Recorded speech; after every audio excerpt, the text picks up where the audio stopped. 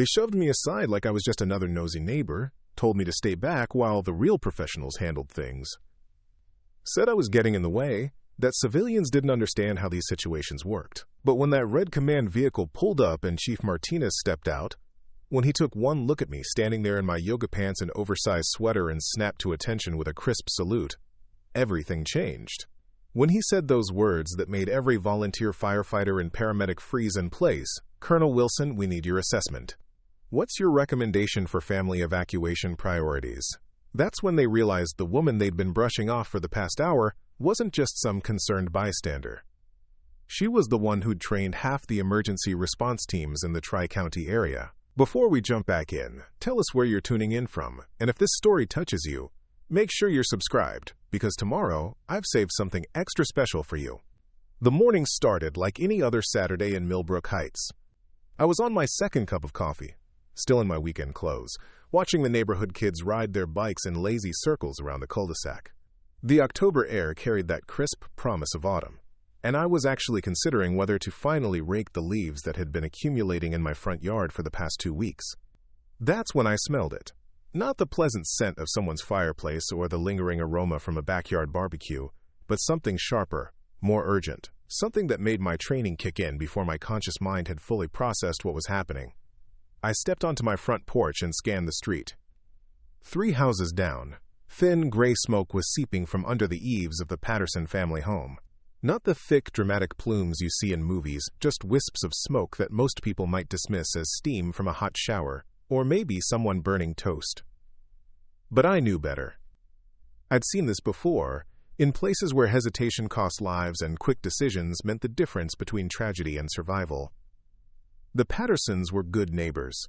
Rebecca worked as a nurse at the local hospital, pulling long shifts that kept her away from home for days at a time. Her husband David coached Little League and always waved when he saw me jogging past their house in the early mornings.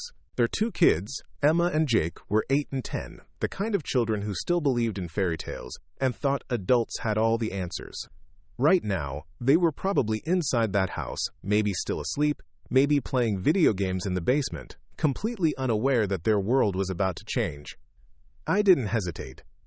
Didn't waste time calling 911 first or trying to locate the family from a safe distance. 23 years of emergency response training had taught me that the first few minutes of any crisis were the most critical, that successful outcomes depended on immediate action and clear thinking under pressure. I jogged across the street, my sneakers silent on the asphalt, my mind already running through assessment protocols and evacuation procedures. The front door was unlocked, which was typical for this neighborhood where people still trusted their surroundings. I pushed it open and immediately felt the temperature difference. The air inside was warmer than it should have been, carrying that acrid smell that meant electrical wiring was burning somewhere within the walls. No visible flames yet, no immediate danger, but the signs were all there for someone who knew how to read them. "Hello?" I called out, keeping my voice calm but loud enough to carry throughout the house. "Rebecca? David? Anyone home?" Footsteps on the stairs, then David appeared, looking puzzled but not yet alarmed. He was still in his pajama pants and an old college t-shirt, his hair messy from sleep. Weekend morning relaxation written all over his posture until he saw my expression. "Sarah, what's wrong?" "You need to get your family out of the house right now," I said, stepping inside and closing the door behind me. "There's smoke coming from your roof line, and I can smell electrical burning. Where are Rebecca and the kids?" His face changed instantly, the sleepy confusion replaced by the sharp focus that parents develop when their children's safety is at stake. "Rebecca's at work. Emma and Jake are in the basement playing Xbox." "Oh God, you're serious, aren't you?" "Very serious. Get the kids now, don't stop to grab anything, and get everyone outside to the street. I'm calling the fire department." But as I pulled out my phone, I could already hear sirens in the distance. Someone else had noticed the smoke, made the call, and help was on the way. David was already heading toward the basement stairs, calling his children's names with the kind of urgency that cuts through any distraction. I followed him halfway down, my eyes automatically scanning for exit routes, potential hazards, anything that might complicate an evacuation. The basement was finished, comfortable, The kind of family space where kids could spread out their toys and parents could relax without worrying about making too much noise. Emma and Jake were exactly where their father had said they'd be, controllers in their hands, completely absorbed in whatever adventure was playing out on the screen. They looked up when we appeared, their expressions shifting from mild annoyance at the interruption to confusion when they saw a neighbor they barely knew standing behind their father. "Dad, we're in the middle of a boss fight," Jake protested, not yet understanding that the real emergency wasn't happening on their television screen. "Game's over, buddy. We need to go outside right now." David's voice carried just enough authority to make both children set down their controllers without further argument. They could hear something in his tone that told them this wasn't a discussion. We made it outside, just as the first fire truck was pulling into the cul-de-sac, its lights painting the quiet residential street in urgent reds and blues.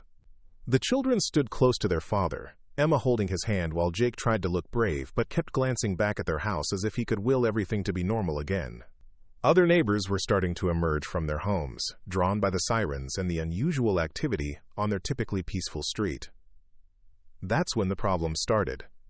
The first firefighter off the truck was young, maybe mid-20s, with the kind of aggressive confidence that sometimes comes before experience teaches you humility.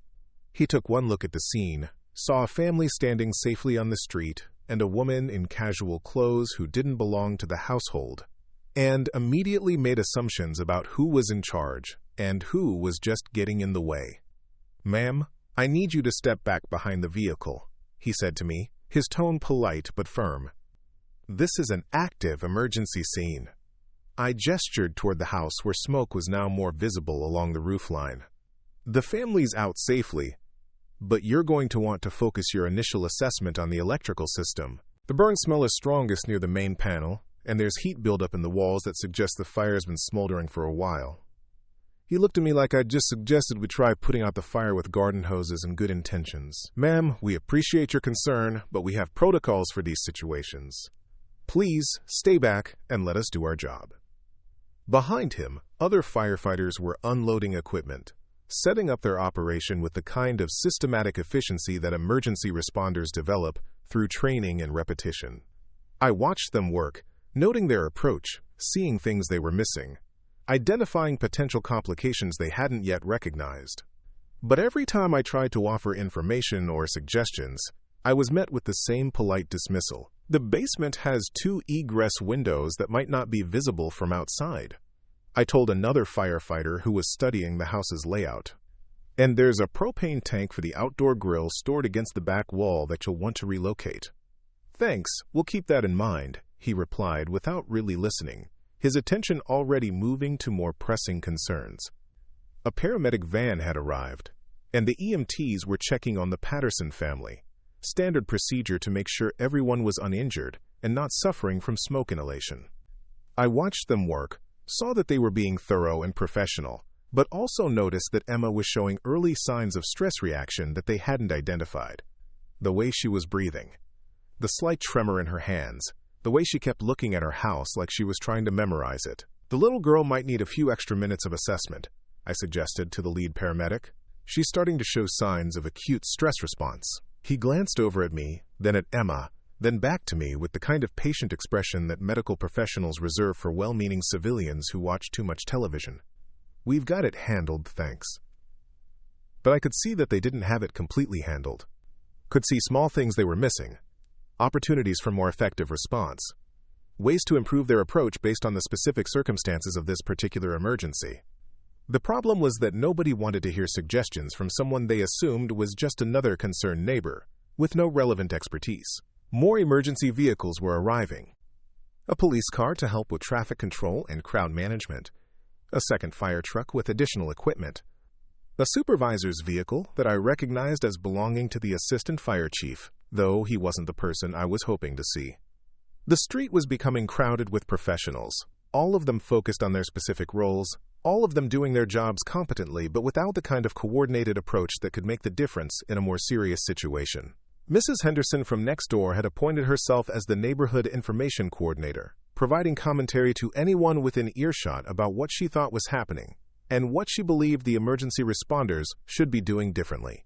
Mr. Garcia from across the street was recording everything on his phone, probably planning to post it on social media later. The Johnsons had brought folding chairs out to their front yard, like they were settling in to watch an extended performance. And, in the middle of all this activity, I stood there in my weekend clothes, being politely but firmly excluded from participating in the kind of emergency response I'd been training people to handle for more than 2 decades. "Sarah, right?" David Patterson appeared at my elbow, looking shaken but grateful. "I can't thank you enough for getting us out.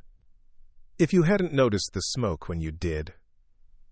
"Just glad I was in the right place at the right time," I said, though part of me was still watching the emergency response unfold, still seeing things that could be done better. "How did you know?" he asked. "About the electrical burning, I mean. Most people wouldn't have recognized that smell." Before I could answer, one of the younger firefighters jogged over to where we were standing. He was sweating despite the cool morning air, and his expression carried the kind of frustration that comes when equipment isn't cooperating with good intentions. "Sir, we're having some trouble accessing your main electrical panel," he said to David. "It's in an unusual location, and we want to make sure we cut power to the right sections without affecting the whole neighborhood."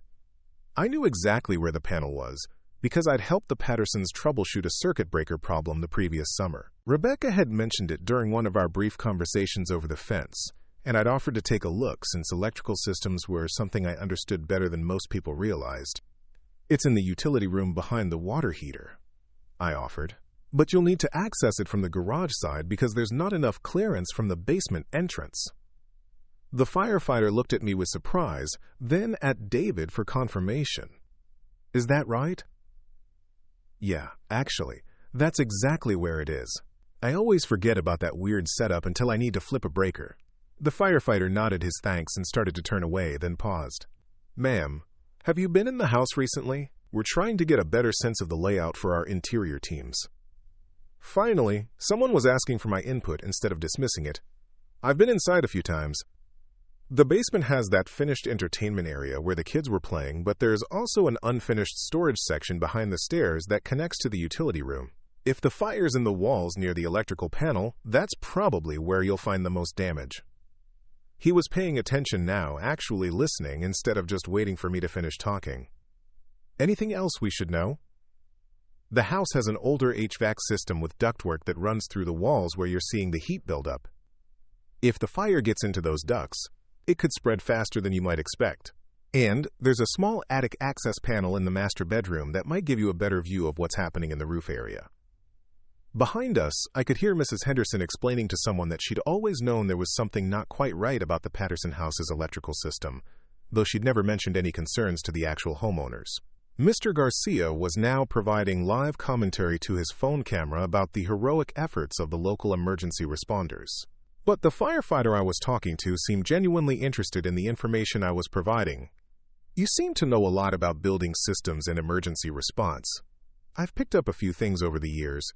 He was about to ask another question when a commotion near the fire trucks caught everyone's attention. Someone was shouting, not in panic but in the kind of authoritative voice that cuts through chaos and demands immediate response. I turned to see what was happening and felt my pulse quicken when I recognized the distinctive red command vehicle pulling up behind the other emergency vehicles. Chief Martinez was here. I'd worked with him before, though not in this context, not in this neighborhood where I was just another resident in casual clothes. He stepped out of his vehicle with the kind of purposeful movement that comes from decades of emergency response experience, his eyes immediately scanning the scene, taking inventory of resources, and assessing the situation with the practiced efficiency of someone who'd managed hundreds of similar incidents. He spoke briefly with the incident commander, a conversation I couldn't hear from where I was standing but could read in their body language and gestures. Questions and answers, status updates, resource allocation decisions. Then his eyes swept across the crowd of neighbors and emergency personnel until they found me. For a moment, he just looked at me, his expression shifting from professional assessment to something like recognition, to what might have been surprise. Then he started walking in my direction, and I could see the exact moment when the other emergency responders noticed their chief's attention was focused on the civilian woman in yoga pants who'd been offering unsolicited advice all morning. He stopped in front of me, and suddenly the casual chaos of a neighborhood emergency took on a different quality. The firefighters who'd been politely dismissing my suggestions were watching. The paramedics who'd assured me they had everything under control were paying attention. Even Mrs. Henderson had stopped her running commentary to see what was happening. Chief Martinez looked at me for another moment, then did something that changed everything. He straightened up, brought his heels together, and delivered the kind of crisp military salute that doesn't happen by accident or as a casual gesture. His voice carried clearly across the emergency scene when he spoke. "Colonel Wilson, we need your assessment. What's your recommendation for family evacuation priorities?" The effect was immediate and complete. Every conversation stopped. Every assumption about who belonged at this emergency scene and who was just getting in the way evaporated in the space between one heartbeat and the next. The young firefighter who'd been so eager to keep me behind the vehicle suddenly looked like he was trying to disappear into the ground. The paramedic who'd assured me they had everything handled was staring at me with an expression I couldn't quite read. David Patterson's mouth fell open. "Colonel?" 23 years, I said quietly, returning Chief Martinez's salute with the automatic precision that never really goes away. "Emergency management, disaster response, and training coordination. Retired last year." Chief Martinez nodded, his expression shifting back to pure professional focus. "I thought I recognized you from the regional training exercises. What's your assessment of the current situation?" And just like that, I wasn't a nosy neighbor anymore. Wasn't someone getting in the way of the real professionals. I was Colonel Sarah Wilson, and suddenly everyone wanted to hear what I had to say about emergency response procedures and building system failures and resource management. "Families safe and accounted for," I reported, falling automatically into the kind of clear, concise communication style that emergency coordination demands. "Fire appears to be electrical in origin. Started near the main panel in the utility room. Slow burn in the wall cavities, but it's been building for a while. The HVAC system could accelerate spread if it reaches the ductwork. Interior teams? Two-person entry through the garage gives them best access to the source. Basement egress windows are clear for emergency exit. Propane tank needs relocation from the back wall. The family dog is at the neighbor's house, so no animal recovery needed." He was nodding, processing the information with the kind of systematic approach that comes from years of managing complex emergency situations. Around us, the other responders were listening with new attention, suddenly understanding that the advice they'd been dismissing all morning was coming from someone with more relevant experience than most of them would accumulate in their entire careers. Recommendations for resource allocation? I looked around the scene, taking a moment to consider the question seriously instead of just offering suggestions that nobody wanted to hear. Current response is appropriate for the situation. Interior team can handle suppression, but you might want to consider bringing in the thermal imaging camera to check for extension in the adjoining walls. The electrical company should be notified about potential service interruption for the block. Already in progress, he confirmed. Then he looked at the crowd of neighbors who were watching our exchange with fascination. "Mrs. Wilson, would you mind coordinating with the family about temporary housing arrangements? Your experience with disaster victim services would be helpful." It wasn't really a request, though it was phrased politely enough. It was a recognition that I had relevant expertise, an acknowledgement that my presence at this emergency scene wasn't just coincidental neighborhood concern, but something more substantial. "Of course, Chief." As he walked back toward the command vehicle to continue coordinating the overall response, I became aware that everyone was looking at me differently. The firefighter who'd spent the morning politely dismissing my suggestions approached with something that might have been embarrassment.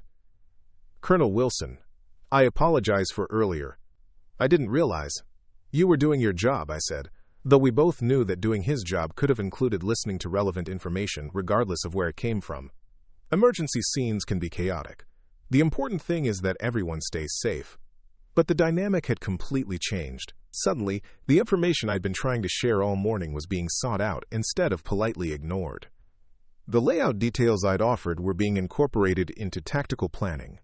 The assessment observations I'd made were being treated as valuable intelligence instead of civilian interference.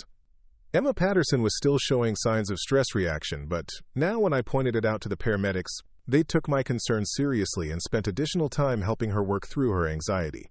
Jake was asking questions about why their house was broken and when they could go back inside, and now the firefighters were taking time to explain the process in terms that an 8-year-old could understand.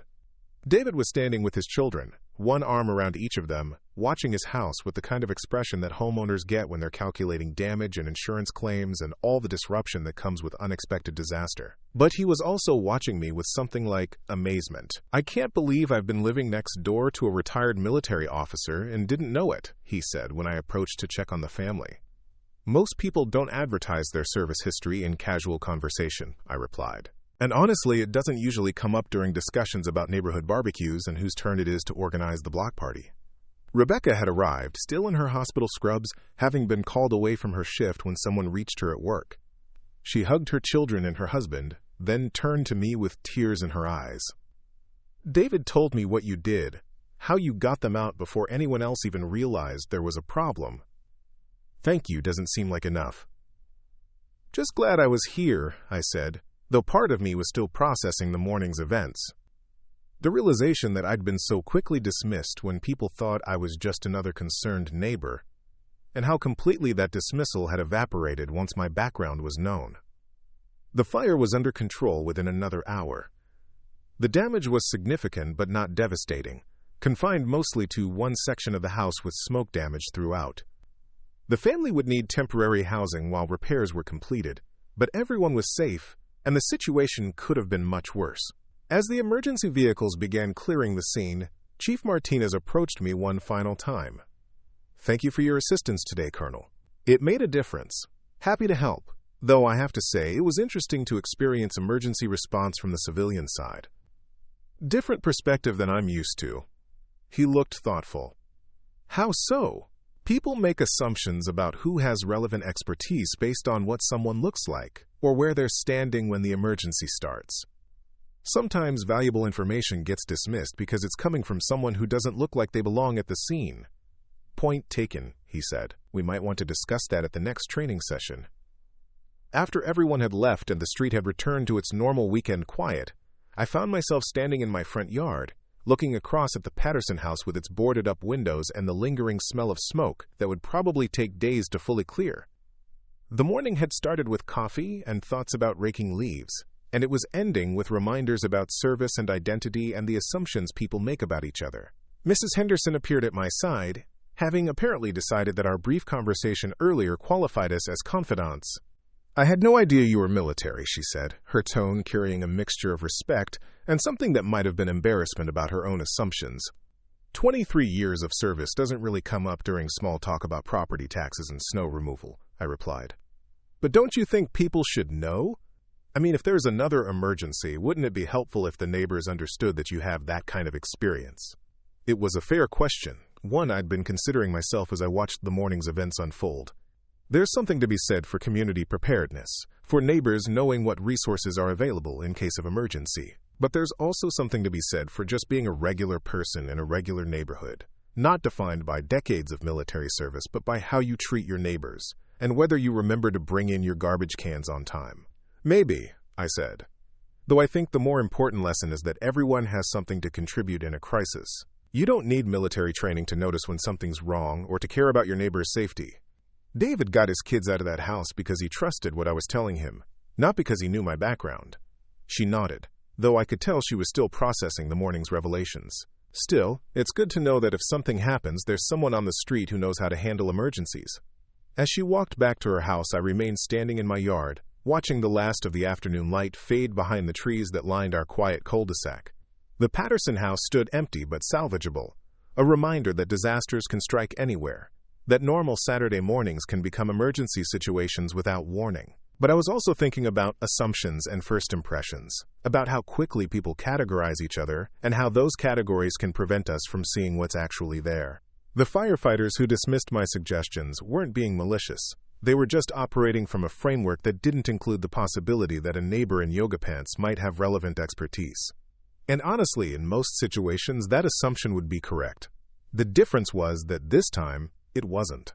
Tomorrow would bring insurance adjusters and contractors, temporary housing arrangements, and the long process of rebuilding. The Patterson family would work through the disruption and stress that comes with unexpected disaster, but they do it with the knowledge that their neighbors were paying attention, that someone had noticed the danger before it became irreversible.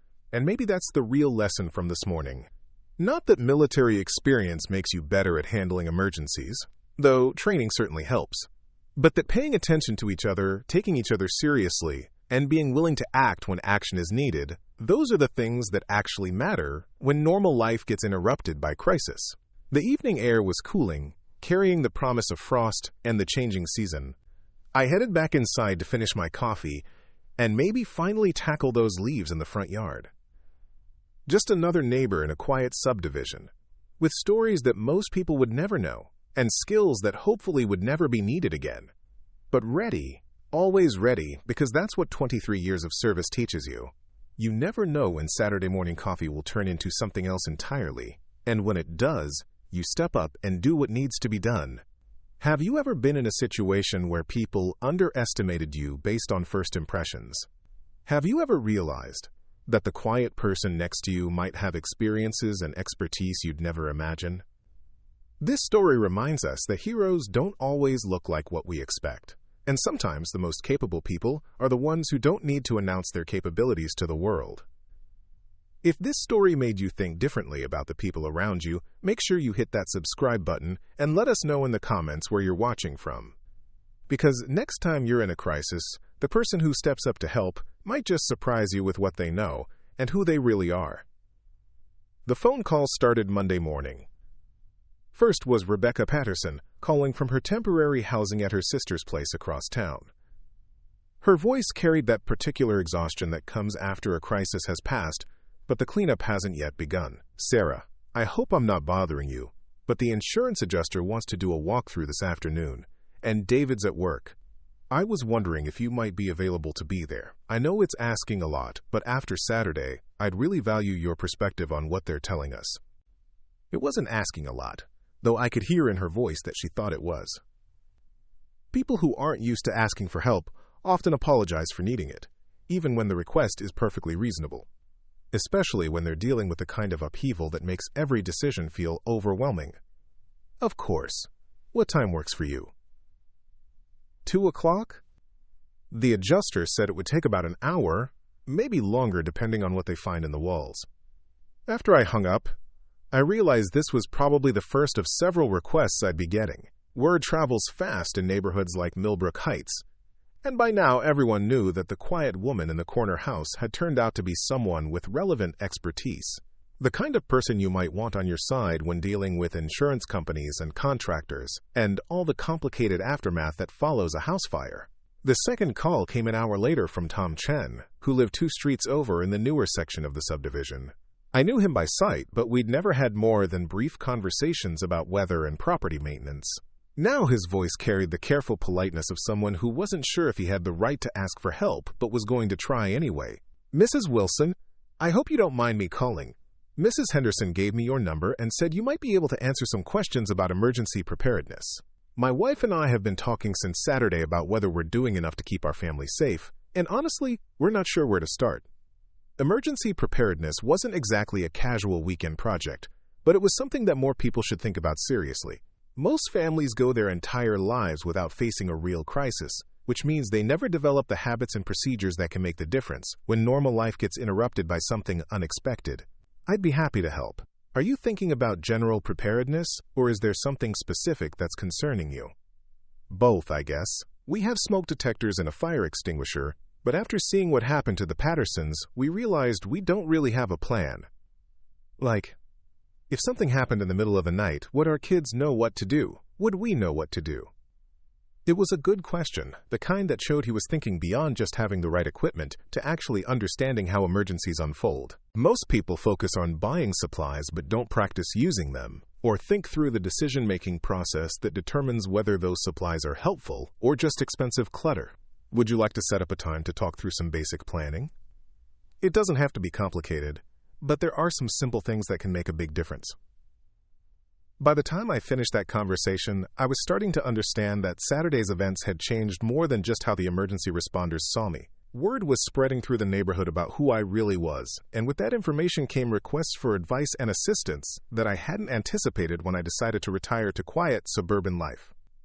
The insurance walkthrough that afternoon was exactly what I'd expected. Professional, thorough, focused on documentation and liability rather than the human impact of losing your home to preventable disaster. The adjuster was competent and seemed fair, but he was also working from checklists and standard procedures that didn't account for the specific circumstances of this particular fire. Rebecca stood in what had been her living room, looking around at the smoke damage and water stains with the kind of expression that homeowners get when they're trying to calculate not just the financial cost, but the emotional weight of starting over.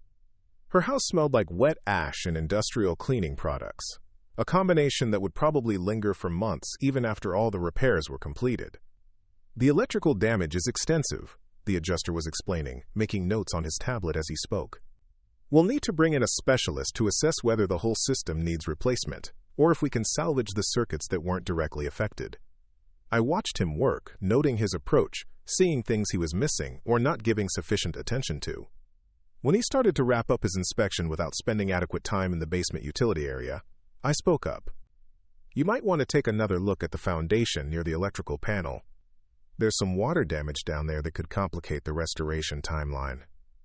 He looked at me with the polite attention that insurance professionals give to homeowners and their friends, acknowledging the comment without really taking it seriously. We've documented the water damage from the suppression efforts.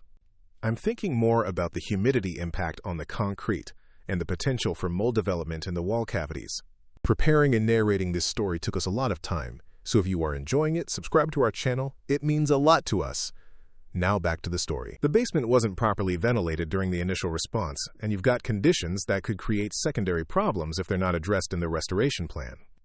Now he was paying closer attention, his stylus poised over his tablet. Are you in the construction industry? 23 years of emergency management and disaster response. I've seen a lot of fire restoration projects.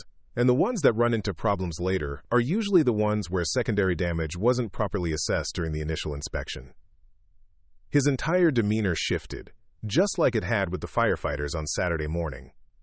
Suddenly, he was asking detailed questions about moisture levels and air circulation and contamination protocols. Suddenly, Rebecca's interests were being represented by someone who understood the technical aspects of disaster recovery and could speak the language that insurance companies actually listen to. The inspection took twice as long as originally planned, and by the end of it, Rebecca's claim had been adjusted upward to account for restoration work that might not have been covered under the initial assessment.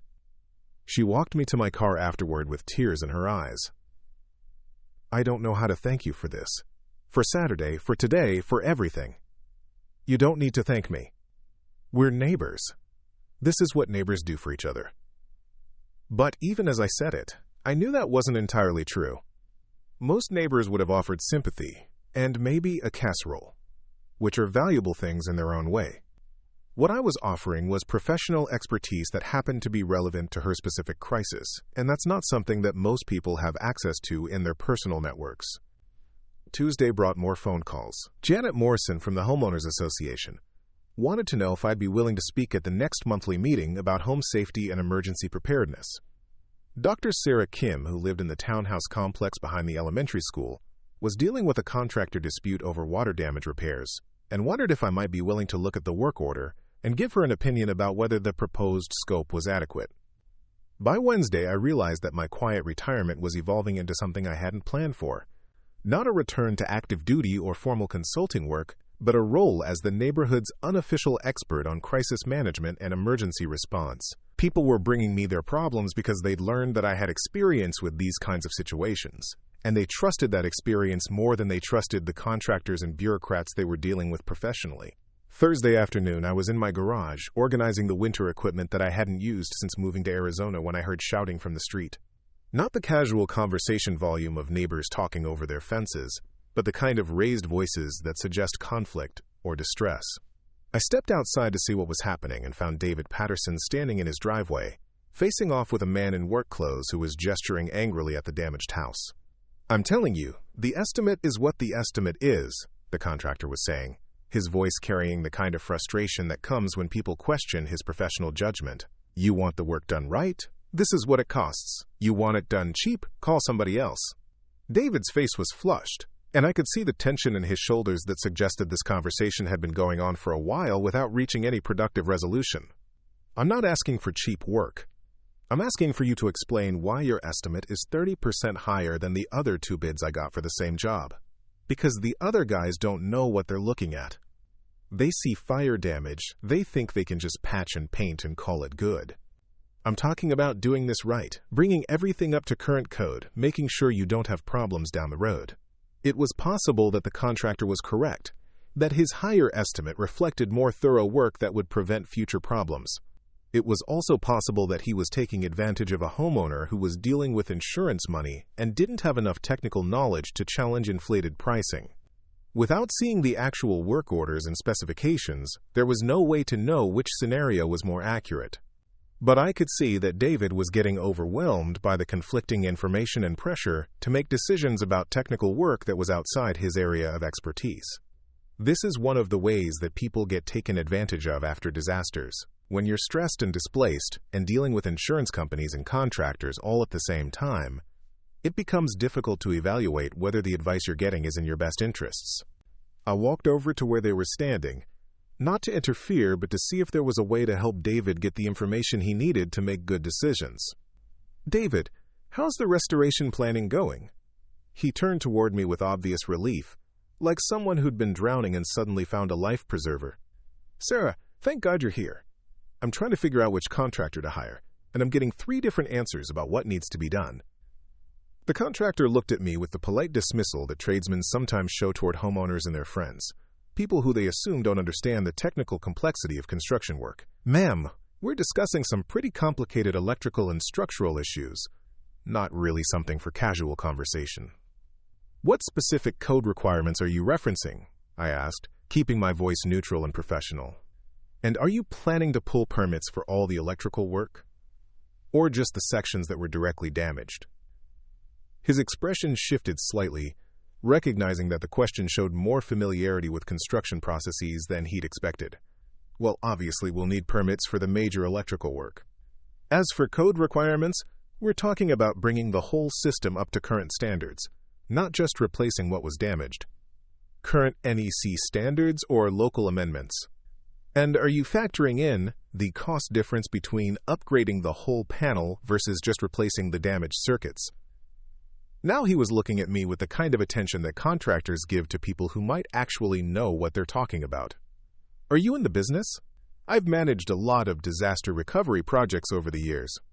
Enough to know that there's usually more than one way to approach restoration work, and the most expensive option isn't always the most appropriate option. David was watching this exchange with growing interest, recognizing that I was asking questions he didn't know to ask but probably should have. The contractor was starting to look less comfortable with his position, perhaps realizing that his technical explanations were going to be evaluated by someone who understood the underlying issues. "Look, I stand behind my work and my pricing," he said, though his tone had lost some of its earlier confidence. "If the homeowner wants to go with a cheaper option, that's his choice. But don't come crying to me when you have problems down the road." After he left, David and I spent an hour going through the 3 estimates he'd received, comparing the scope of work and identifying the specific differences that were driving the price variations.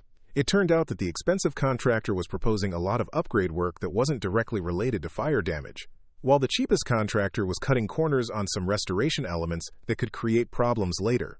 The middle estimate, from a contractor who specialized in fire restoration, was the most appropriate for David's specific situation. Not the cheapest, not the most expensive, but the most thoughtful approach to bringing his house back to safe, functional condition without unnecessary additions that would strain his insurance settlement. "How did you know to ask those questions?" David wanted to know as we finished reviewing the paperwork. Experience with construction projects and contractor management. When you've overseen enough disaster response operations, you learn to spot the difference between necessary work and opportunistic upgrades. "I wish I'd known to call you before I started getting estimates. Would have saved me a lot of stress and confusion." That evening, I found myself thinking about the pattern that was developing. People in crisis situations making decisions about technical issues they didn't fully understand, often while dealing with time pressure and emotional stress that made it difficult to evaluate conflicting advice from professionals who had their own financial interests in the outcome. This wasn't unique to house fires or contractor selection. It was a broader problem that affected anyone who found themselves dealing with complex systems during emergency situations. Medical decisions when you're scared and overwhelmed. Financial decisions when you're dealing with job loss or family crisis. Legal decisions when you're facing situations you've never encountered before. The common thread was that people needed advocates. Someone who could help them navigate technical complexity and identify their real options instead of just accepting whatever the first expert told them. And, for some reason, in this particular neighborhood, I was becoming that person. Friday morning brought a call from Chief Martinez. "Colonel Wilson, I hope I'm not interrupting your retirement, but I have a situation where I could use your expertise." "What kind of situation?" "We're planning a multi-agency training exercise for next month, and I'm trying to design scenarios that will really test our coordination and communication protocols. I was hoping you might be willing to review our exercise plan and give us some feedback about whether we're missing anything important." It was the kind of request that I'd expected to leave behind when I retired, but also the kind of work that I'd always found intellectually engaging. Emergency training exercises were like complex puzzles, requiring you to balance realism with safety, challenge with achievable objectives, learning opportunities with operational constraints. I'd be happy to take a look. What's the focus area for the exercise? Multifamily residential fire with potential hazmat complications. We want to test how well our different agencies coordinate when the incident escalates beyond standard house fire response. Interesting scenario. What agencies are you involving? Fire, police, EMS, emergency management, Red Cross, and we're hoping to get some participation from the hospital system for mass casualty protocols. That was ambitious, the kind of exercise that could provide valuable training if it was designed well, or create dangerous complacency if it was too artificial or predictable. The best training exercises were the ones that surprised participants with complications they hadn't anticipated, forcing them to adapt their standard procedures to evolving circumstances. When did you want to meet about this? Would this afternoon work? I can come by your place if that's more convenient. After I hung up, I realized that I was looking forward to the conversation more than I'd expected. Retirement had its advantages, but it also meant stepping away from work that I'd found professionally fulfilling. The opportunity to contribute to emergency preparedness training, even in a consulting capacity, was appealing in ways that I was just beginning to recognize. The meeting with Chief Martinez lasted 3 hours.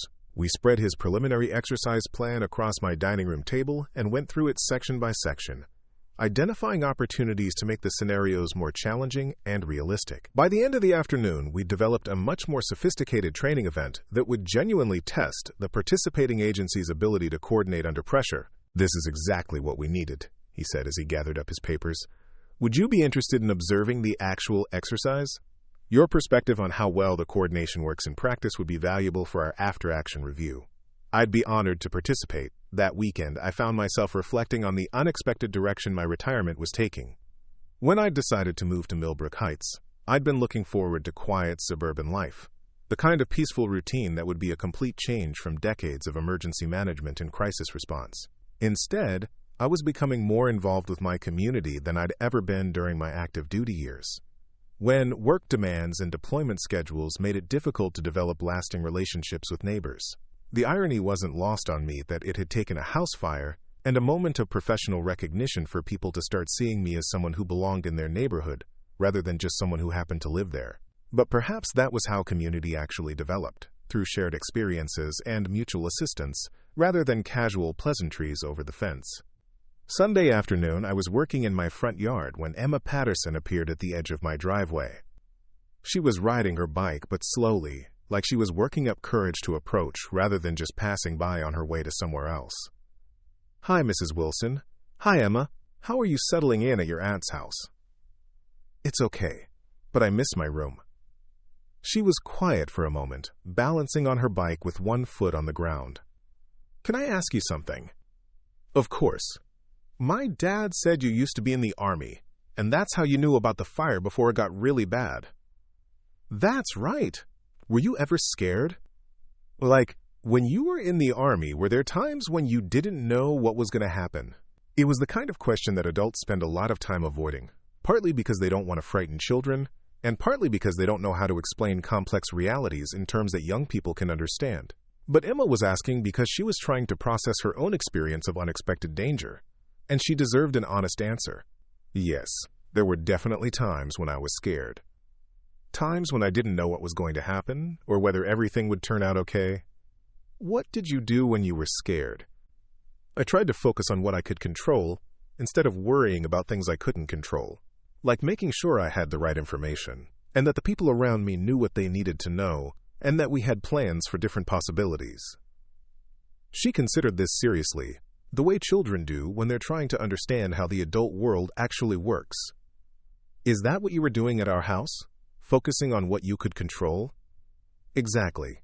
I couldn't control the fact that there was a fire, but I could control making sure your family got out safely, and that the firefighters had the information they needed to handle the situation.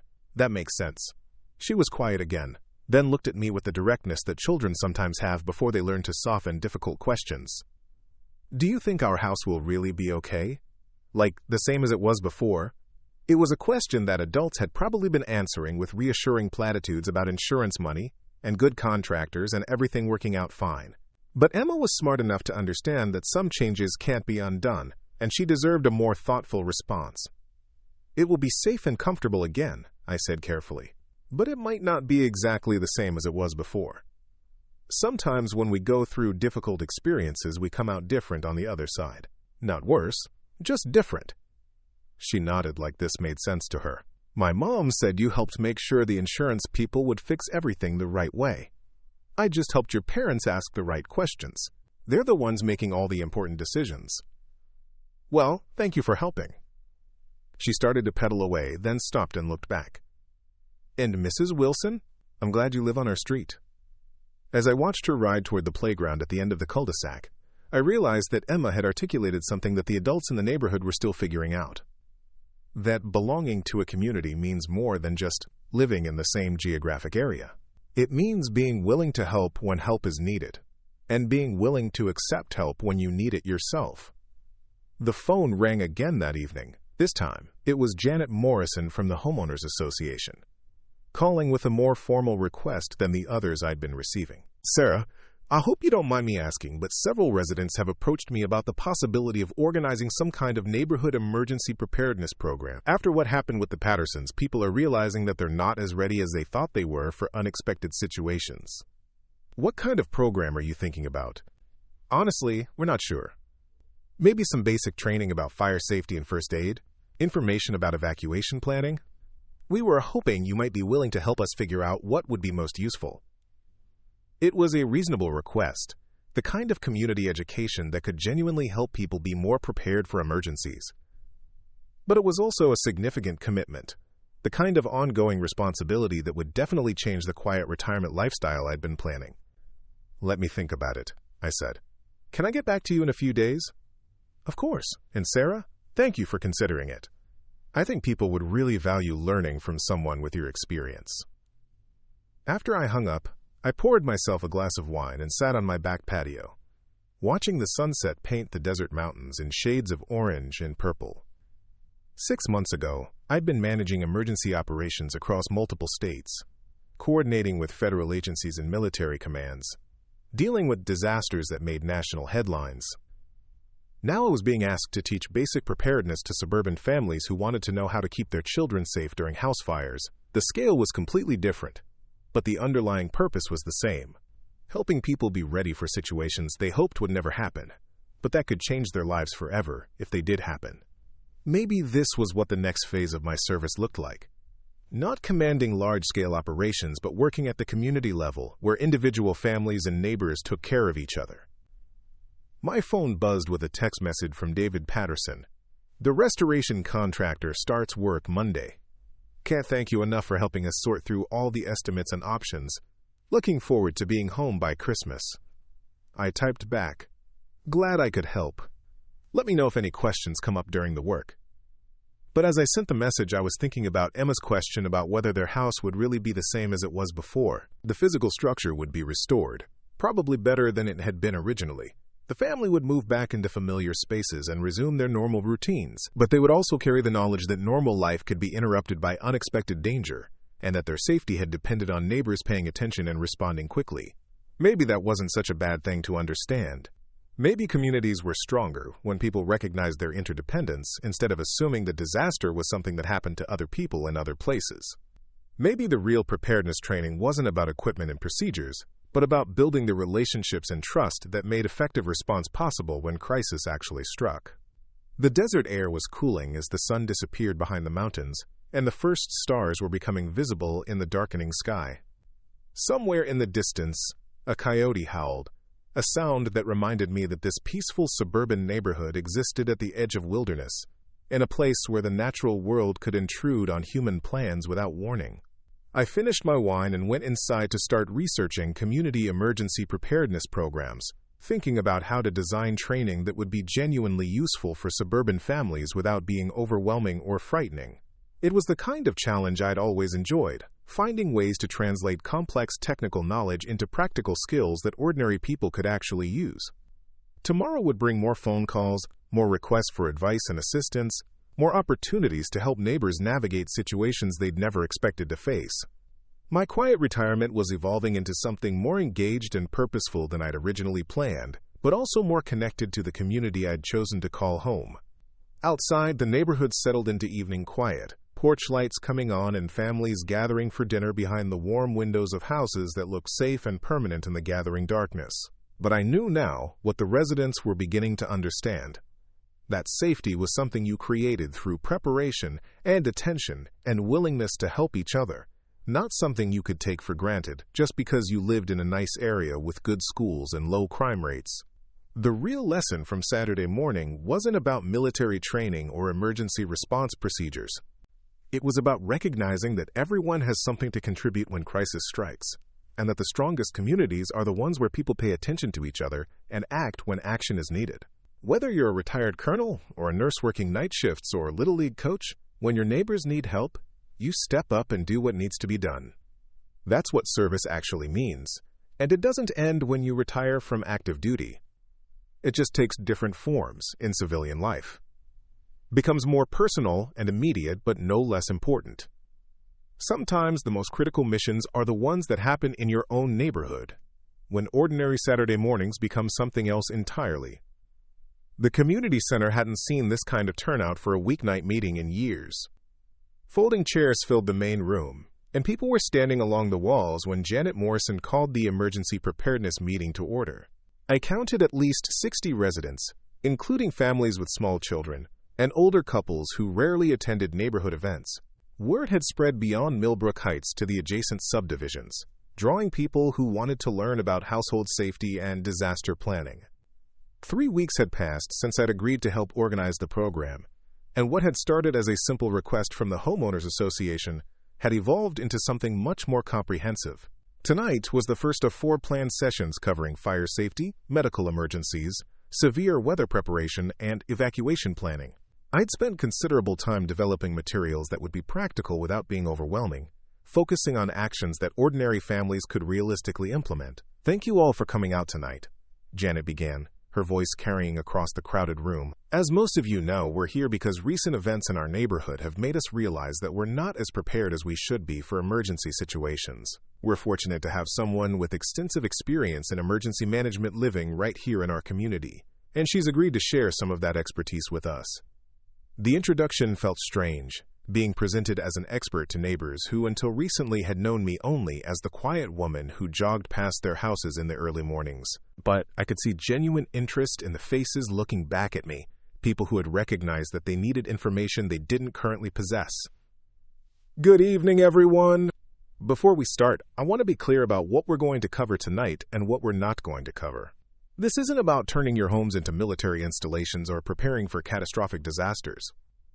This is about simple, practical steps that can help keep your family safe during the kinds of emergencies that actually happen in suburban neighborhoods." I started with basic fire safety, explaining how fires typically develop and spread in residential settings. Most people had smoke detectors, but many didn't understand how placement affected their effectiveness or how often batteries needed to be replaced. Even fewer had considered escape planning beyond knowing where their doors and windows were located. "The most important thing to understand about house fires is that you have much less time than you think you do," I explained, using a laser pointer to highlight key information on the projection screen. Modern furnishings and building materials burn much faster than older materials, which means you might have only 2 or 3 minutes to get everyone out safely once smoke detectors start sounding. A hand went up in the back of the room. Tom Chen, who had called me about preparedness planning several weeks earlier. What about trying to fight small fires yourself? We have fire extinguishers, but we've never actually used them. Good question. Fire extinguishers can be effective for very small fires, but only if you use them correctly and only if you have a clear escape road behind you. The acronym to remember is PASS. Pull the pin, aim at the base of the flames, squeeze the handle, sweep from side to side. But if the fire is larger than what you could fit in a waste paper basket, don't try to fight it. Get everyone out and call the fire department. I demonstrated proper fire extinguisher technique using a training unit that Chief Martinez had loaned me for the presentation. Several people took photos with their phones, which I encouraged. The more ways people could remember this information, the more likely they were to use it correctly if they ever needed it. Now let's talk about escape planning. How many of you have actually practiced evacuating your homes with your families? Only 3 hands went up in a room of 60 people. This is completely normal, I assured them. Most families never practice emergency procedures until they're forced to use them, but practicing makes a huge difference in how quickly and safely you can respond when stress levels are high and visibility might be limited by smoke. I walked them through the process of developing family escape plans, starting with drawing simple floor plans of their homes and identifying all possible exits from each room. We discussed the importance of having 2 ways out of every space, meeting locations outside the house, and procedures for accounting for all family members, including pets. Mrs. Rodriguez, who lived in the townhouse complex near the elementary school, raised her hand. What about people who live in multi-story homes? My children's bedrooms are on the 2nd floor. Excellent question. 2nd-story escape is more complicated, but there are options. You can purchase emergency escape ladders that hook over windowsills, but you need to practice using them. The bigger issue is making sure that 2nd-floor occupants understand they should never try to escape through the house if there's a fire on the 1st floor. Smoke and heat rise, so going downstairs during a fire can be deadly. I showed them examples of emergency escape ladders and discussed proper installation and use. The equipment wasn't expensive, but it was only effective if people knew how to deploy it quickly and safely. This led to a broader discussion about practice and preparation, concepts that most families found difficult to implement in their busy daily routines. The key is to start small, I suggested. Pick one evening next week and walk through your escape plan with your family. Don't make it scary for young children, make it like a game. Time yourselves getting from bedrooms to your outside meeting spot. Do it again a month later. You're not trying to become professional emergency responders. You're just trying to be ready to help yourselves if professional help isn't immediately available. The questions continued for another hour, covering everything from carbon monoxide detection to electrical safety, to what kind of emergency supplies were worth keeping on hand. People were taking notes, asking for clarification, requesting recommendations for specific products and services. I could see that they were genuinely engaged with the material, recognizing its relevance to their daily lives. Dr. Kim, who had consulted with me about her contractor dispute, asked about smoke detectors and their placement. We have smoke detectors in the hallways, but should we have them in every room? Current recommendations call for smoke detectors in every bedroom, every hallway that leads to sleeping areas, and every level of the house, including basements. They should be interconnected, so that when one sounds, they all sound. This gives people maximum warning time, especially if they're sleeping. What about those smart detectors that send alerts to your phone?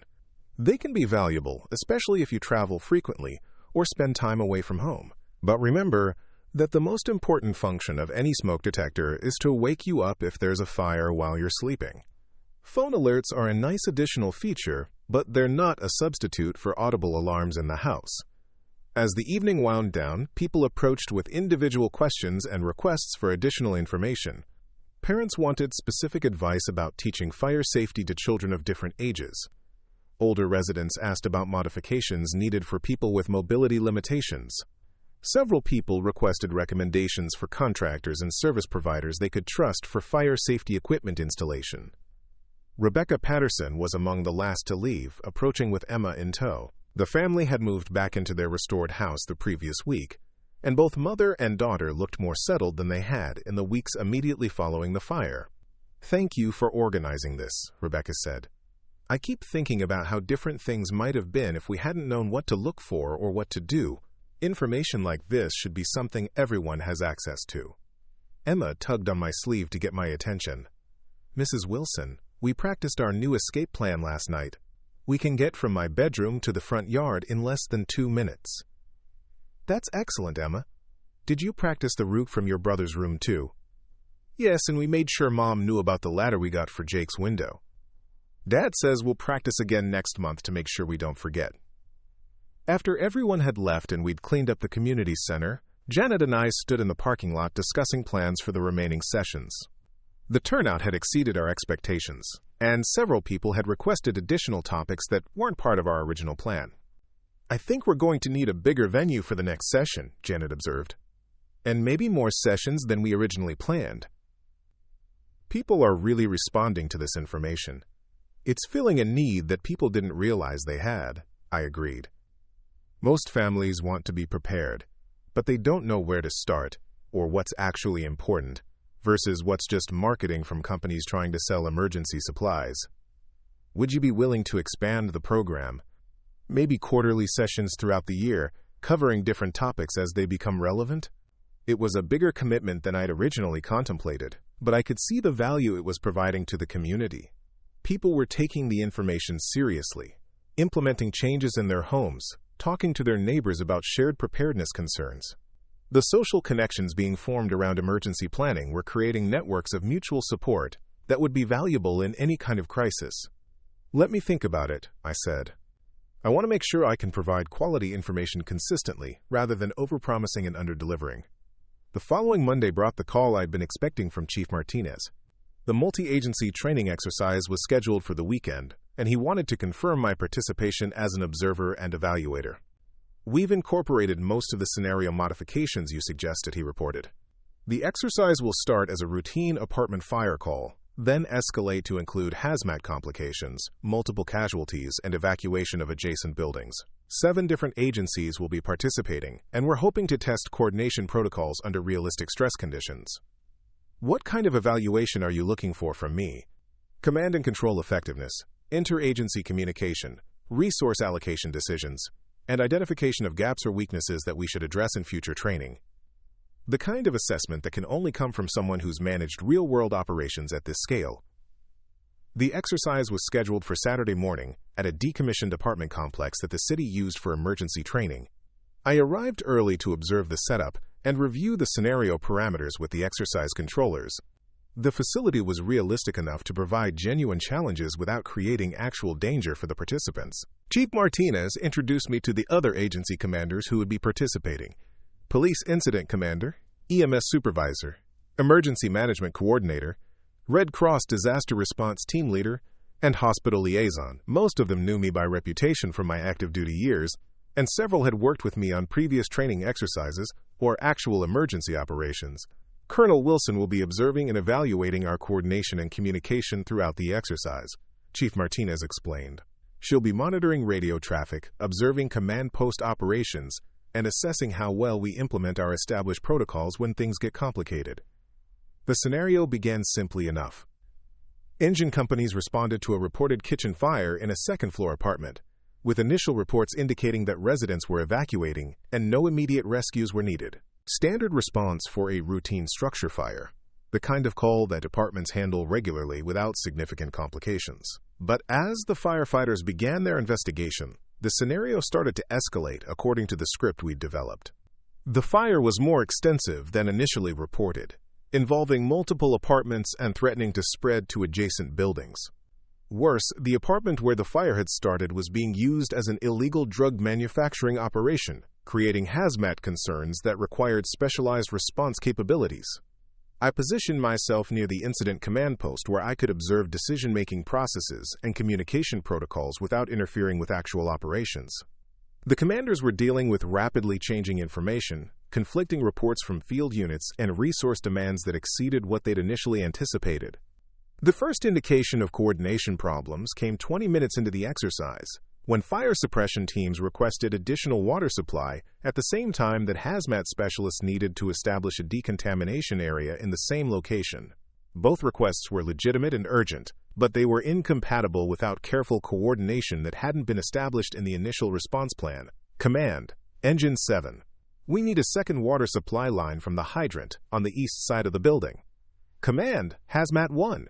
We need to establish decon operations on the east side, away from the fire operations. Chief Martinez looked at the incident diagram, recognizing the conflict, but uncertain about the best resolution.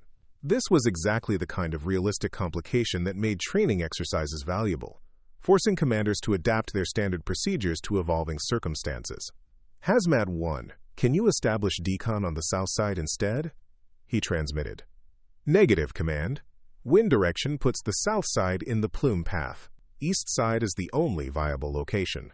I made notes about the resource conflict and the communication delays while commanders worked through the problem.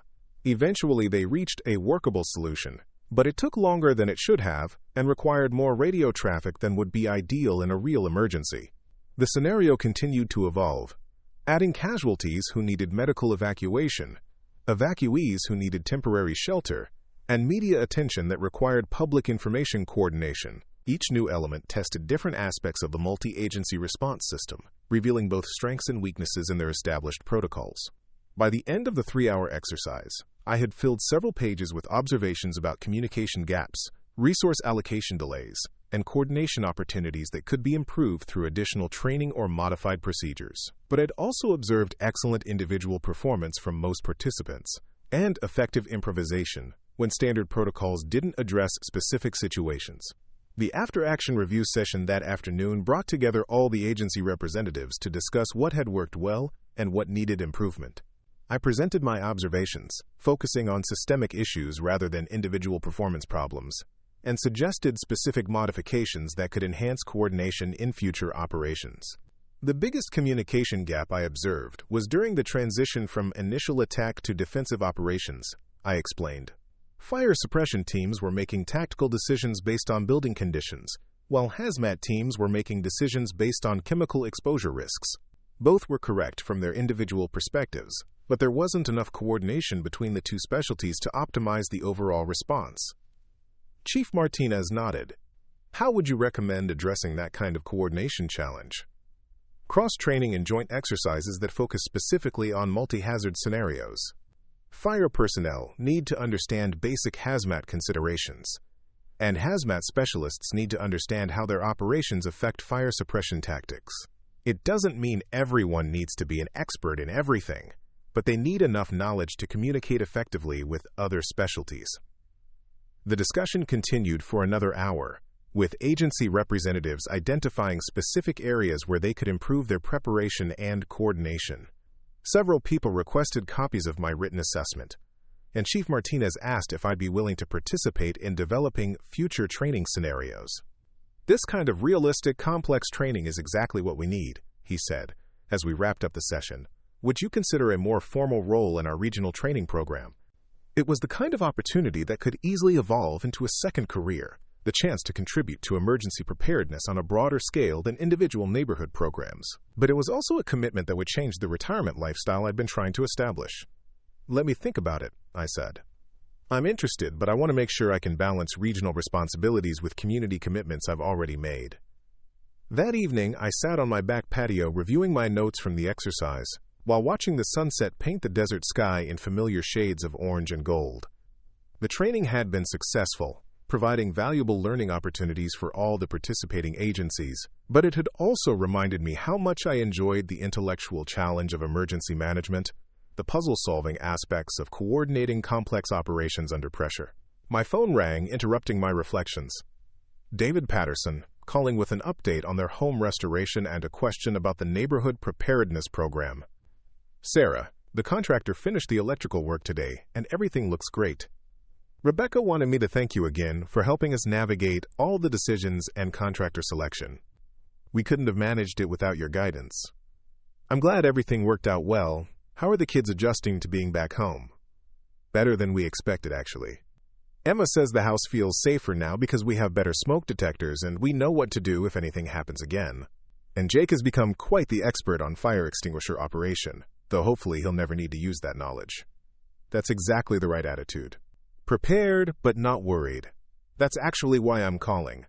Several of us have been talking about the preparedness program, and we're wondering if you'd be willing to do a session specifically focused on teaching kids about emergency procedures. Not in a scary way, but in a way that helps them feel confident and capable. It was another expansion of what had started as a simple neighborhood meeting, but it was also a logical extension of the community preparedness work. Children who understood basic safety principles and emergency procedures could be assets during crisis situations rather than additional complications that adults had to manage. That's a good idea. Let me develop some age-appropriate materials and we can schedule something for families with children. After we hung up, I realized that my retirement was taking on a shape I hadn't anticipated but was finding increasingly satisfying. Instead of stepping away from emergency management entirely, I was applying those skills at the community level, working with neighbors and local agencies to build preparedness capabilities that could make a real difference when unexpected situations arose. The next morning brought an email from Janet Morrison with the subject line, Neighborhood Preparedness Program Expansion.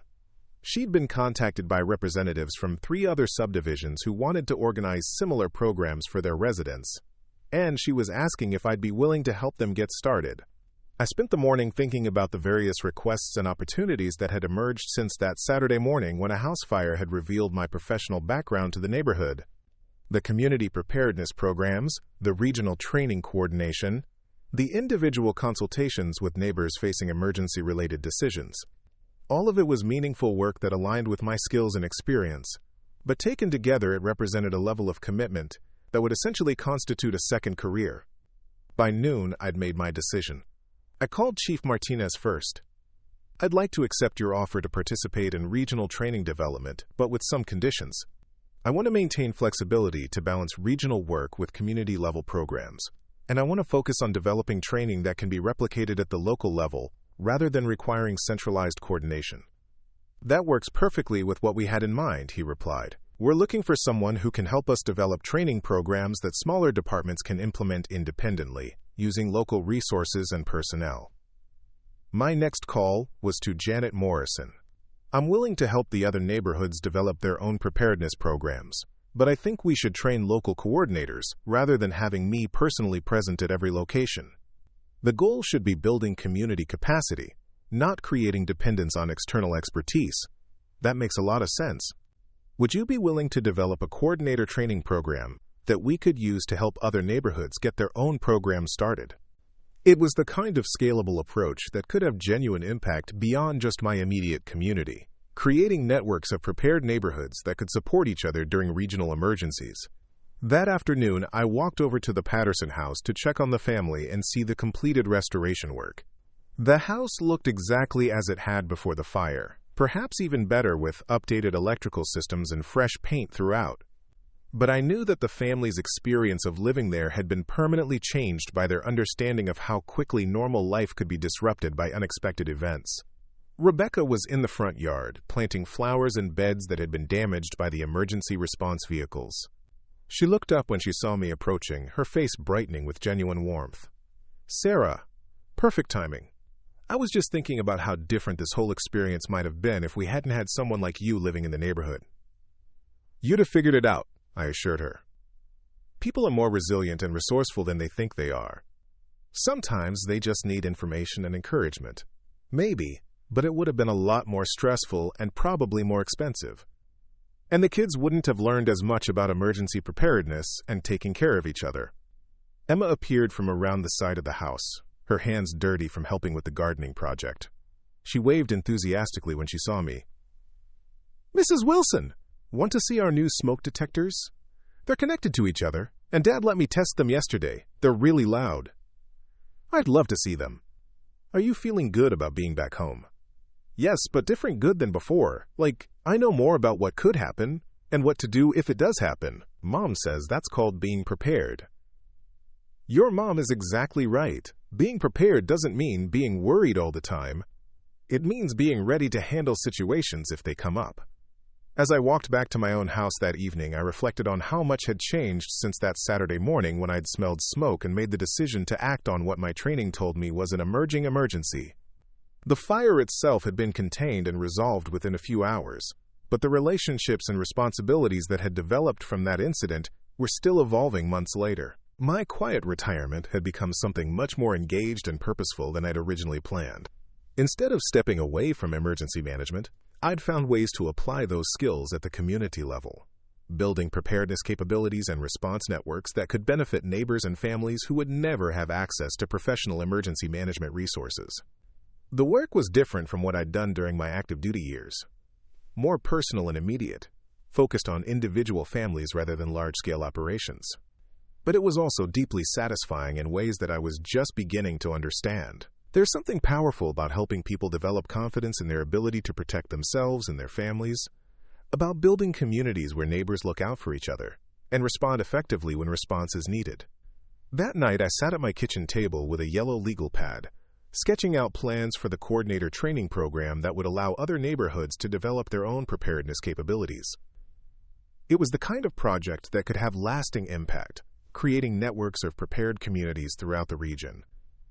Outside, the neighborhood was settling into its evening routine, porch lights coming on and families gathering for dinner behind windows that glowed with warm, welcoming light. It looked peaceful and safe, the kind of suburban tranquility that people moved here to find. But I knew now what the residents were learning. That true safety came not from living in a nice area with good schools and low crime rates, but from building communities where people paid attention to each other and were prepared to help when help was needed. The phone rang one final time that day. Tom Chen, calling to report that his family had completed their first emergency evacuation drill and to ask about organizing a neighborhood meeting focused on severe weather preparedness. We timed ourselves getting from upstairs bedrooms to our driveway meeting spot, he reported with obvious pride. 2 minutes and 15 seconds, including getting both kids and the dog. My wife thinks we can do better with practice. That's an excellent time for our first drill.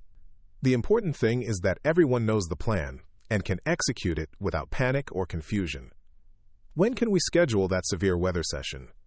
I know several families who are interested, especially with monsoon season coming up. As I added another item to my growing list of community preparedness activities, I realized that my retirement had found its own natural rhythm and purpose, not the quiet, disconnected lifestyle I'd originally envisioned, but something more engaged and meaningful. Service that continued beyond military retirement, taking new forms but maintaining the same fundamental commitment to helping people be prepared for situations they hoped would never happen. Tomorrow would bring more planning meetings, more coordination calls, more opportunities to help neighbors build the knowledge and capabilities they needed to keep their families safe. It was work that mattered, work that made a difference in people's daily lives, work that connected me to my community in ways I'd never experienced during my active duty years. The desert night was settling over Millbrook Heights, clear and quiet except for the distant sound of coyotes calling from the mountains that ringed our suburban valley. It was a reminder that we all lived at the intersection of civilization and wilderness, in places where the unexpected could intrude on careful plans without warning. But it was also a reminder that we didn't have to face those uncertainties alone. In communities where neighbors knew each other's names and looked out for each other's safety, where people were prepared to act when action was needed, even the unexpected became manageable. Sometimes the most important service happens not on distant battlefields or in government offices, but in your own neighborhood, when ordinary Saturday mornings become something else entirely.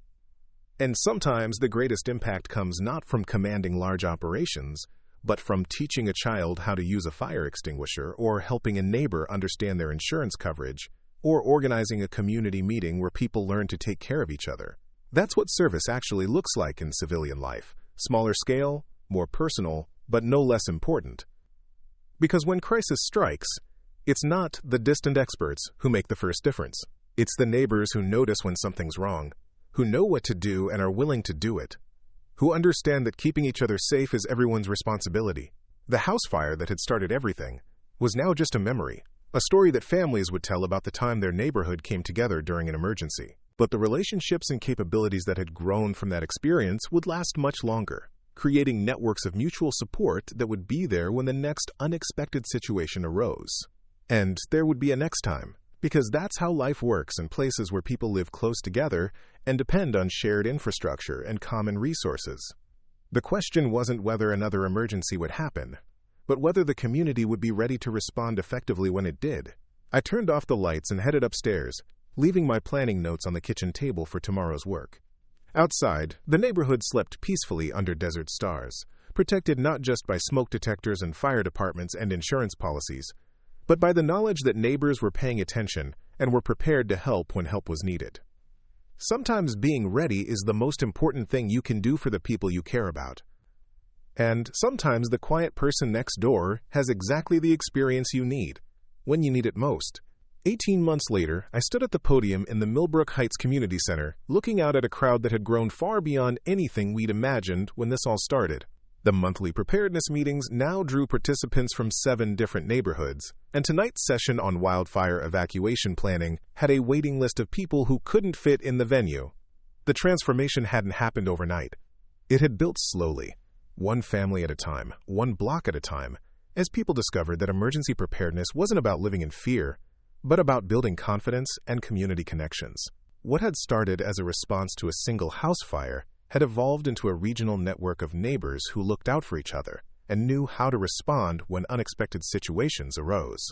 Dr. Sarah Kim approached the microphone during the question period, her confidence a stark contrast to the anxious homeowner who had called me about contractor disputes more than a year earlier. She'd become one of our most effective neighborhood coordinators, organizing preparedness activities for the townhouse complex where she lived. Sarah, we've had several new families move into our area recently, and they're asking about getting up to speed quickly on emergency procedures. What's the most efficient way to help new residents integrate into existing preparedness networks? It was exactly the kind of question that showed how much the community's thinking had evolved. Instead of viewing emergency preparedness as an individual responsibility, people were thinking systematically about how to maintain collective capabilities as neighborhoods changed and grew. The buddy system works really well for new resident integration, I replied. Pair each new family with an established neighbor who can walk them through local procedures and help them understand what resources are available. It's more effective than just handing someone a packet of information and hoping they'll read it. Tom Chan raised his hand from the middle of the room. His family had become local experts on severe weather preparation after implementing modifications to their home that had protected them during the previous summer's monsoon season. What about people who rent rather than own? Some of our neighbors feel like they can't make the same kinds of preparedness investments that homeowners can make. Excellent point.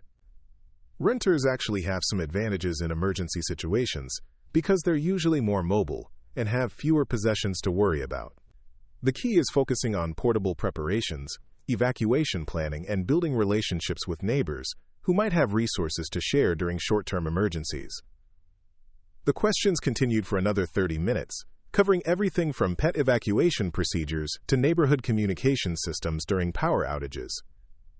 People were asking sophisticated questions that showed they'd moved beyond basic preparedness to thinking about complex scenarios and coordinated responses. After the formal session ended, smaller groups formed around the room to discuss specific issues and share resources.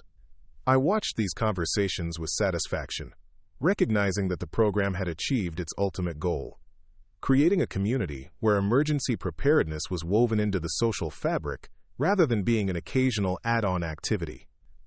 Rebecca Patterson approached with Emma, who was now 10 and had become something of a celebrity among younger children for her knowledge of fire safety procedures. The family had integrated their fire experience into their daily lives in healthy ways, treating preparedness as a normal part of household management rather than a source of ongoing anxiety. Emma has something she wanted to ask you, Rebecca said, nudging her daughter forward. Mrs. Wilson, some of the kids at school have been asking me about fire safety because they know what happened at our house. Would it be okay if I taught them some of the things you taught me, like how to check smoke detector batteries and where to meet their families if they have to evacuate? It was remarkable to see how naturally children absorbed and shared safety information when it was presented as empowerment rather than fear-based warnings. Emma had become an informal peer educator, helping other kids understand that they could contribute to their family's safety rather than just being protected by adults. I think that's a wonderful idea, Emma. Would you like me to help you put together some materials that would be appropriate for sharing with other children? Her face lit up with the kind of enthusiasm that children show when adults take their ideas seriously. Could we make it like a game or a contest? So kids would want to learn about it instead of thinking it's scary or boring? Absolutely. Games and competitions are excellent ways to help people practice skills they hope they'll never need to use. As the evening wound down and people began cleaning up the community center, Chief Martinez approached me with an update on the regional training program we'd been developing together. Our collaboration had expanded beyond just local fire department exercises to include coordination with emergency management agencies across 3 counties. The coordinator training program you developed is being adopted by communities throughout the state, he reported. We've had requests from rural areas, suburban developments, and even some urban neighborhoods that want to adapt the model for their specific circumstances. That's exactly what we hoped would happen. The whole point was creating something that could be replicated and modified rather than requiring ongoing external support.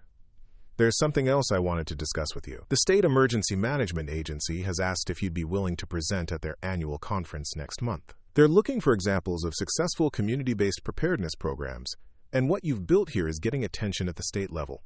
It was gratifying to know that our local work was being recognized as a model for other communities, but it also represented another step in the evolution of my retirement from quiet suburban life to active community leadership. Each opportunity built on previous commitments, creating a network of responsibilities that was meaningful but also demanding.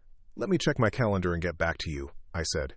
I want to make sure I can balance statewide activities with local commitments. After Chief Martinez left, I found myself alone in the community center, stacking chairs and turning off lights, while reflecting on how profoundly my life had changed since that Saturday morning when I'd smelled smoke from a neighbor's house. What had started as a simple response to an emergency situation had grown into a second career, focused on community resilience and disaster preparedness. The work was different from my military service in almost every way. Instead of managing large-scale operations with significant resources and clear command structures, I was working with volunteers and neighbors who had day jobs and family responsibilities that took priority over emergency preparedness activities. Instead of dealing with predictable threats and established protocols, I was helping people prepare for situations that might never happen but could fundamentally change their lives if they did happen. But the underlying purpose was the same: helping people be ready for challenges they hope to avoid, building capabilities that would make the difference between manageable difficulties and devastating disasters. The scale was smaller and more personal, but the impact was no less significant for the families and neighborhoods involved. My phone buzzed with a text message from David Patterson. Just wanted to let you know that Jake used the fire extinguisher properly to put out a small grease fire in our kitchen tonight. No damage, no panic, everyone's safe. The training really works. I smiled as I typed back, glad everyone's okay. That's exactly how these situations should be handled. Quickly, calmly, and effectively. But as I sent the message, I was thinking about the broader implications of what David was reporting. Jake was 12 now, old enough to remember the original fire at his house and understand how much his family's preparedness had improved since then.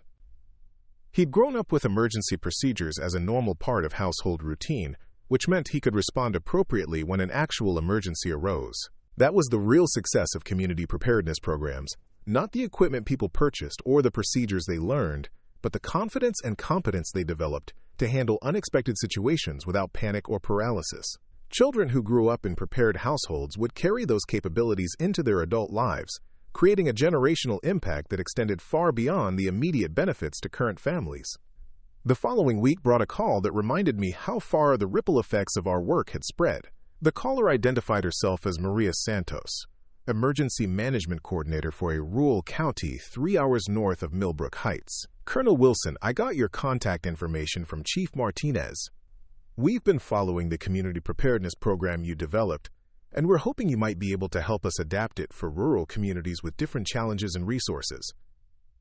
What kind of challenges are you thinking about specifically?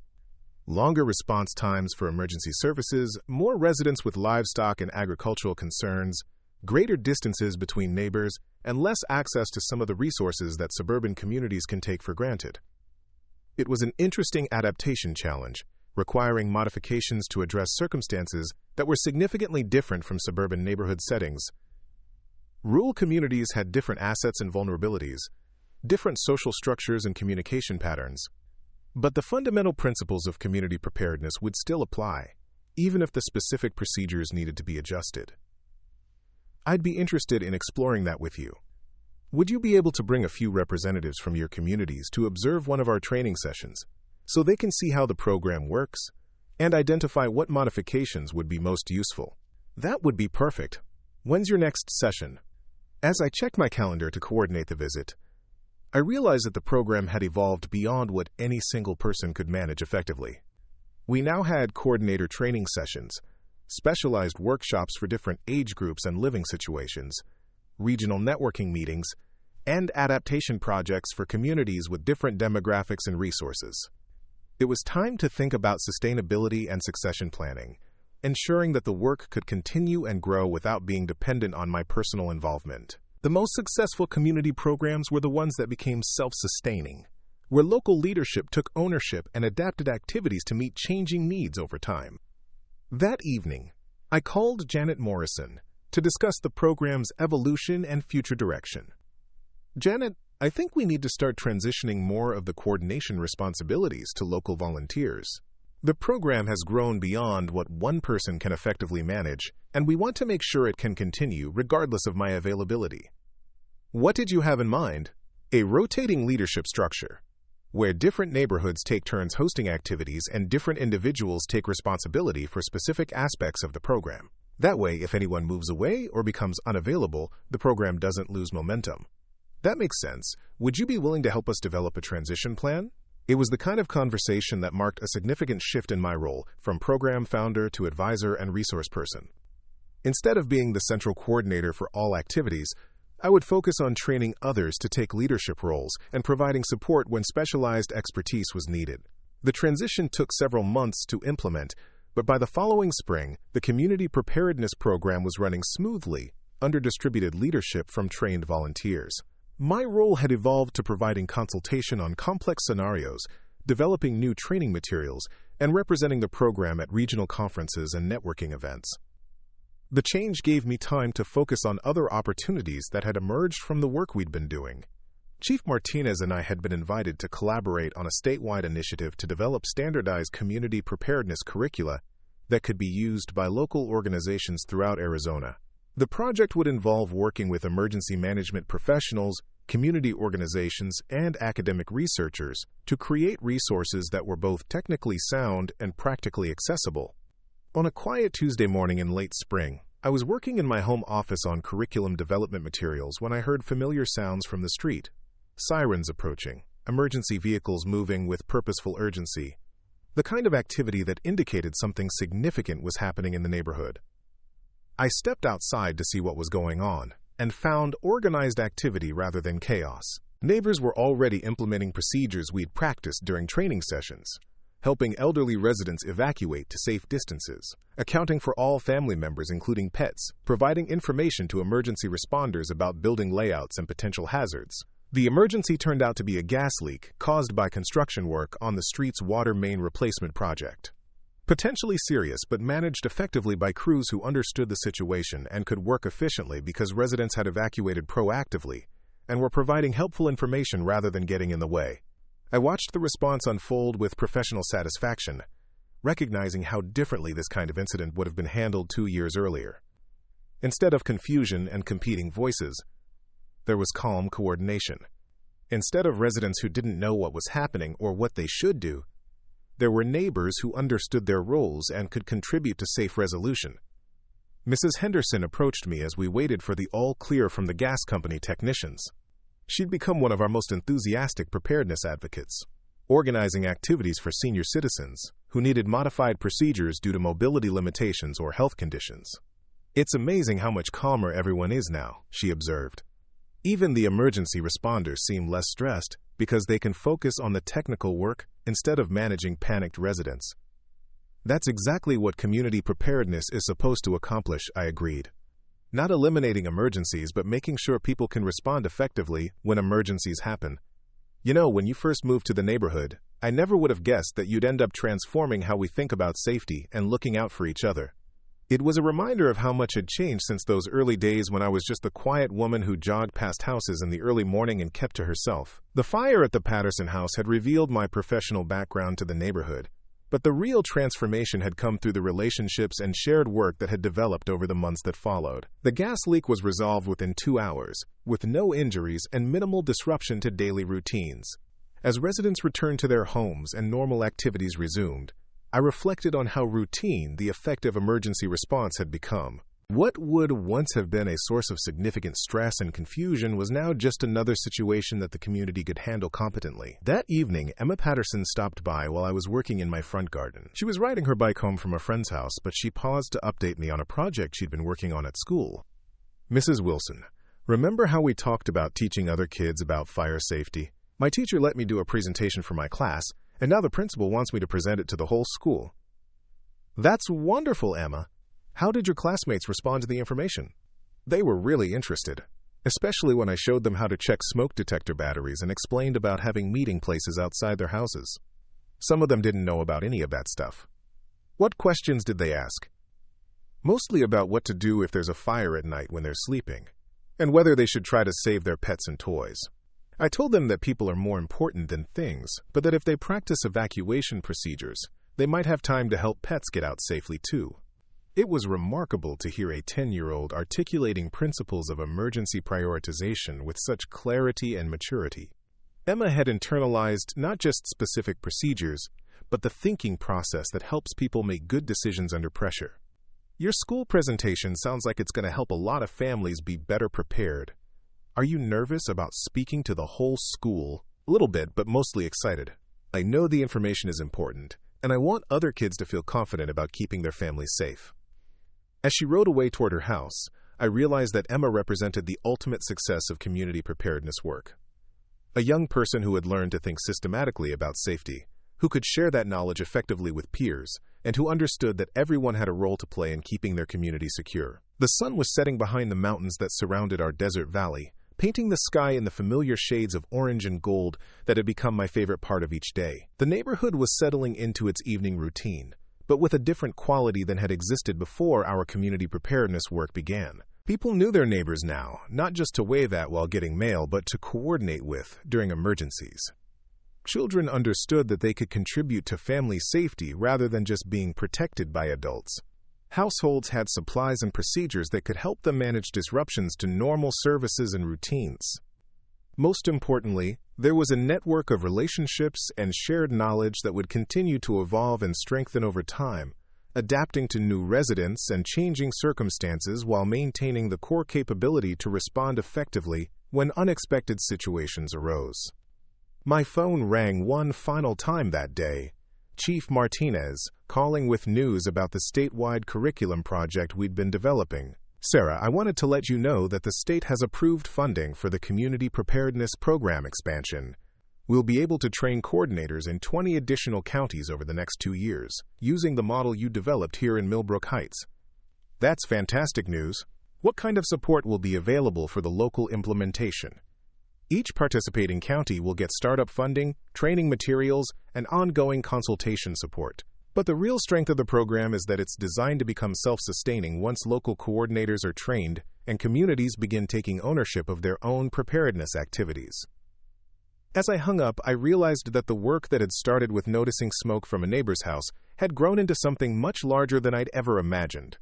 Not just a local program, but a model that was being replicated across the state, reaching communities with different demographics and challenges but the same fundamental need for disaster preparedness and community resilience. The quiet retirement I'd originally planned had evolved into something more engaged and purposeful, but also more connected to the broader mission of helping people be ready for situations they hoped would never happen. It was service that continued beyond military retirement, taking new forms but maintaining the same commitment to protecting people and communities from preventable harm. Outside, the first stars were becoming visible in the darkening sky, and the neighborhood was quiet except for the distant sound of families gathering for dinner and evening activities. It looked peaceful and safe, the kind of suburban tranquility that people moved here to find. But now I knew what the residents had learned, that true safety wasn't something you could take for granted just because you lived in a nice area with good schools and low crime rates. It was something you created through preparation and attention and willingness to help each other, through building communities where neighbors looked out for each other and were ready to respond when response was needed. Sometimes the most important service happens not on distant battlefields or in government offices, but in your own neighborhood, when ordinary people discover they have the capability to make extraordinary differences in each other's lives. And sometimes the greatest impact comes not from commanding large operations, but from teaching children how to keep their families safe, or helping neighbors understand their insurance coverage, or organizing community meetings where people learn that taking care of each other is everyone's responsibility. That's what service actually looks like in civilian life: smaller scale, more personal, but no less important. Because when crisis strikes, it's not the distant experts who make the first difference. It's the neighbors who notice when something's wrong, who know what to do and are willing to do it, who understand that keeping each other safe is a shared commitment that makes communities stronger. The house fire that had revealed my background to the neighborhood was now just one story among many that families told about the time their community came together during emergencies. But the relationships and capabilities that had grown from that experience continued to evolve and strengthen, creating networks of mutual support that would be there when the next unexpected situation arose. And there would be a next time, because that's how life works in places where people depend on shared infrastructure and common resources. The question was never whether another emergency would happen, but whether the community would be ready to respond effectively when it did. I turned off my garden lights and headed inside, satisfied with the day's work, and already thinking about tomorrow's projects. Outside, the neighborhood slept peacefully under desert stars, protected not just by smoke detectors and fire departments and insurance policies, but by the knowledge that neighbors were prepared to help when help was needed. Sometimes being ready is the most important gift you can give to the people you care about, and sometimes the quiet person next door has exactly the experience you need, exactly when you need it most. Up next, you've got two more standout stories right on your screen. If this one hit the mark, you won't want to pass these up. Just click and check them out.